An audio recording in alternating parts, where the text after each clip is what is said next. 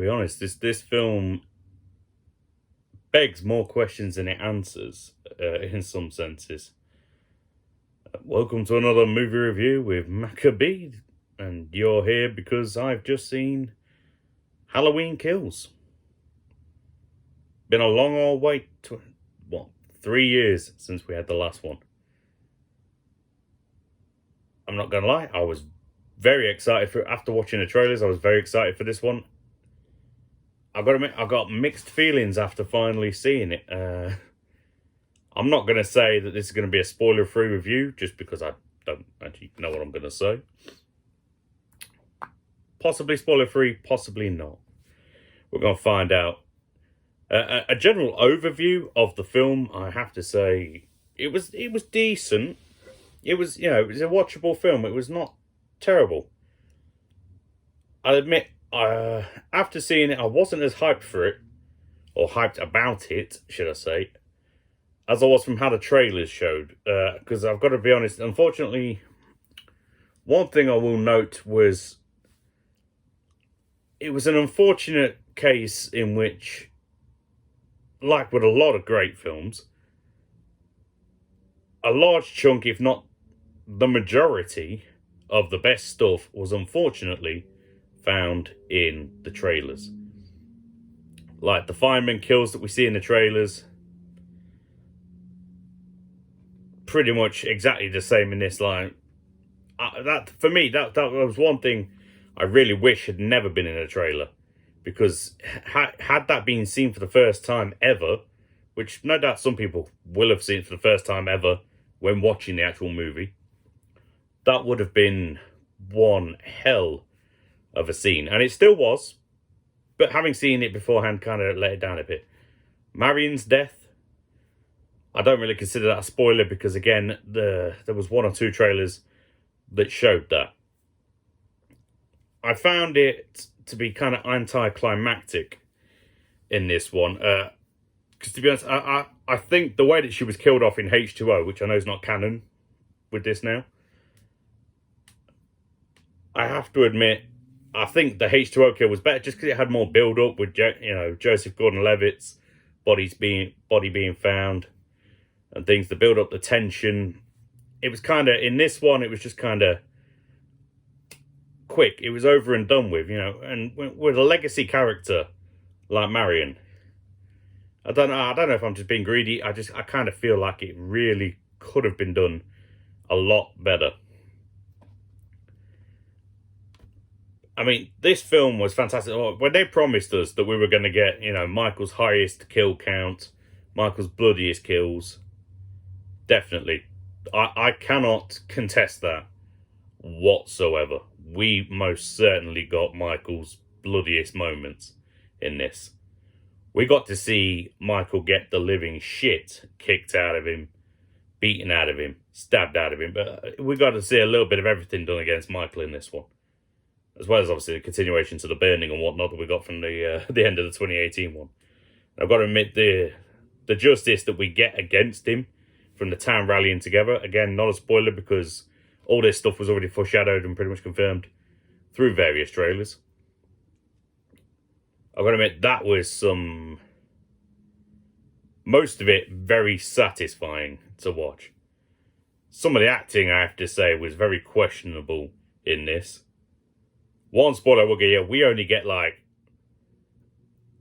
20 seconds, if that, of Toenail Clip Boy. And for anyone that was a fan of the 2018 one, we wanted more Toenail Clip Boy. We wanted more of him, and all we get is just a little snippet of him. I mean, we know this is a trilogy. Hopefully, we're going to get some kind of bounce back from him in the third one. Don't know how it's going to go, because obviously, what with him being such a young one in the film, the first one I mean, and with how long it's been since that one, given these films are supposed to have happened, like continuously all over the exact same night, I don't know how, with his aging and whatnot, we'd bring him back, but I fingers crossed for the next one, we're going to get some. One other small spoiler, I don't know if it's really going to matter to many people, but the couple that we see getting into the car in the first one, that we've also seen die in this one through the trailers. Turns out, not Toenail Clip's parents. Apparently, he's just that annoying kid over the road. Quote from the movie. Not gonna lie, which is kind of a shame. I don't know why I'm steering off to that one, but let's get back to the actual film. Michael himself, savage, like he's just straight in there. I get the feeling, even though I know it's credited at the end as being James Jude Courtney, signed pop by him, just thought I'd add that one in there. And Nick Castle, you know, the OG playing him, and the other secondary OG. Got to get him in there. There are elements like that. The way he moves varies in such a way that multiple people must have been playing him in this film. And it's kind of inconsistent. One thing I've got to say when it comes to this film is the tone of this one is extremely different than the 2018 one. Because in the 2018 one, it felt like an accurate Halloween, you know, in terms of the scares, the tension, the way that characters and relationships were portrayed.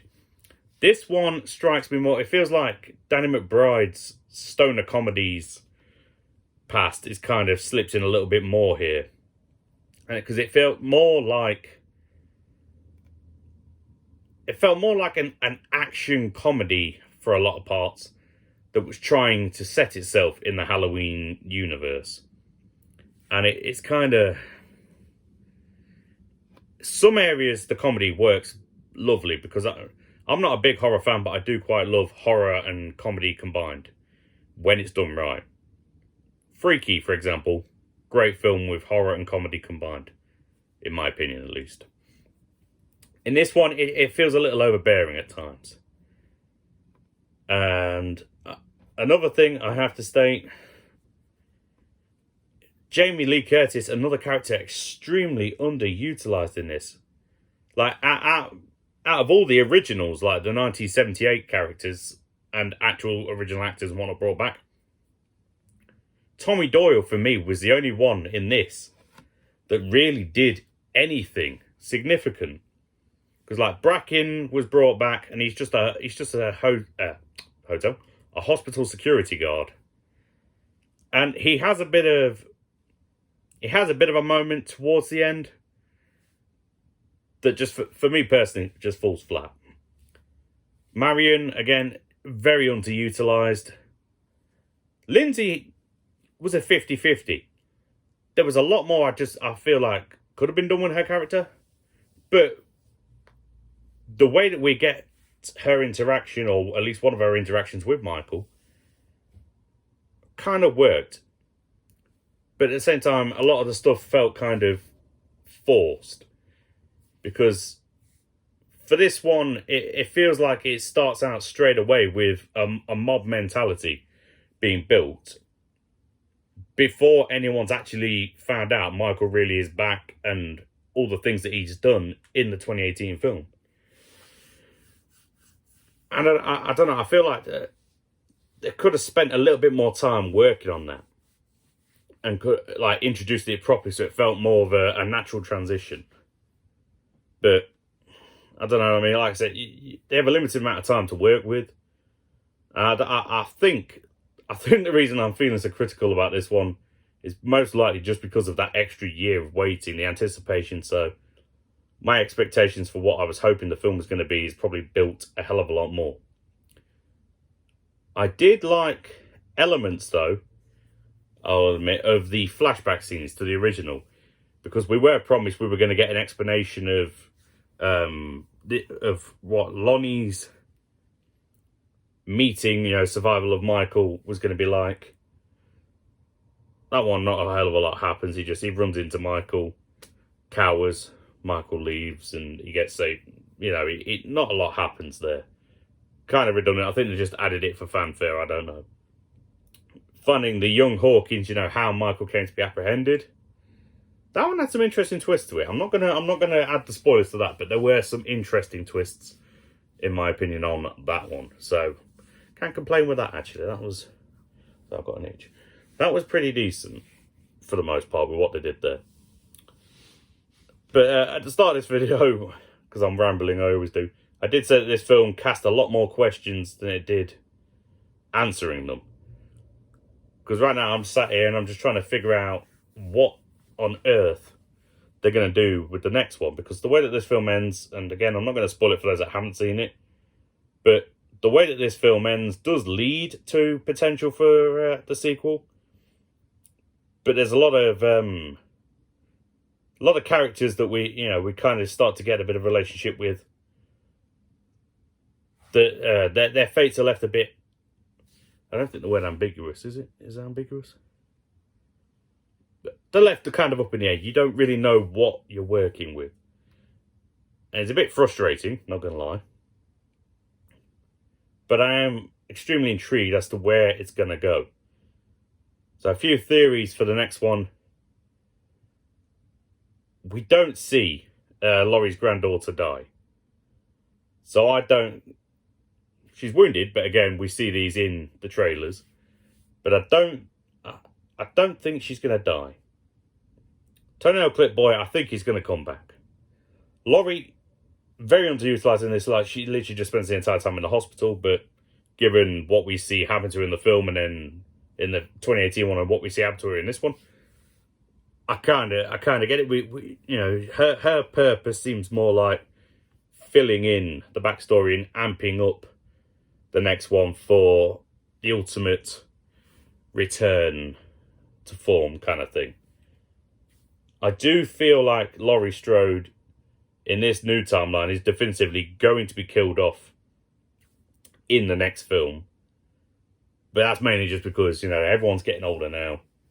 And it just feels like if you're going to have a trilogy with her character, that's kind of the most logical way that the following film's going to end. But I don't know. There's a lot of things I'm just trying to wonder, because Michael fucked up a lot of people in this film and got fucked up by a lot of people. And I'm trying to figure out how they're going to build on that, because we did the whole thing. He comes back to his childhood home. We had flashbacks to the originals. And it's all concealed in one night, and we've had all the violence and all the fighting and all that. Now he's there. I don't know what the end game could be. It's kind of boggling me. I kind of wish we'd got this film last year, because then right now we'd be getting that final film. We'd have the answer to these questions. But at this point, I just don't know. But I'm running out of things to say, and it's just waffling. I'm sure you're getting bored of listening to me, so we'll end it here. Let me know down below what you think is going to happen in the next one. If you've seen this, what did you think? Most people are going to disagree with most of the things I've said, because that typically seems to happen when I do movie reviews. I don't seem to have the same positive outlook as a lot of other people. But I'm just very critical of the films for some reason. It's what it is. But anyway, let me know down below. So until next time, folks, stay safe. Have a good day, night, evening, afternoon, or whatever the hell it is, wherever the hell you are. Movie Madness, Maka out.